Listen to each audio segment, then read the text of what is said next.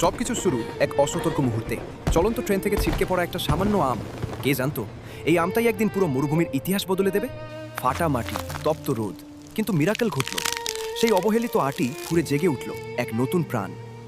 দূর থেকে এক তোতা অবাক হয়ে দেখল মরুভূমিতে সবুজের ছোঁয়া। সে থামল না, বিন্দু বিন্দু পানি এনে বাঁচিয়ে রাখল সেই চারাকে। তোতার ভালোবাসায় সেই চারা আজ বিশাল আম গাছ। ধু ধু প্রান্তরে সে যেন একাই রাজত্ব করছে। কিন্তু সুখ সইল না। একদল সাদা বানরের অতর্কিত আক্রমণ। মুহূর্তেই তছনছ হয়ে গেল তোতার তিলে তিলে গড়া স্বপ্ন। নিচে পড়ে রইল শুধুই ধ্বংসস্তূপ আর তোতার চোখের জল। কিন্তু হিরোরা কি এত সহজে হারে? তোতা উঠে দাঁড়ালো, ধ্বংসস্তূপ থেকেই কুড়িয়ে নিল নতুন সম্ভাবনা। একাই রুক্ষ মাটিতে পুঁতে দিল শত শত বীজ। শুরু হলো এক অসম লড়াই। 1 থেকে 10, 10 থেকে 1000। তোতার জেদ পাল্টে দিল প্রকৃতির নিয়ম। মরুভূমি আজ আম বনের রাজ্য। হাজারো পাখি আজ সেখানে মেতেছে উৎসবে। শুধু একা বসে সেই নায়ক, তার সৃষ্টি আজ সার্থক।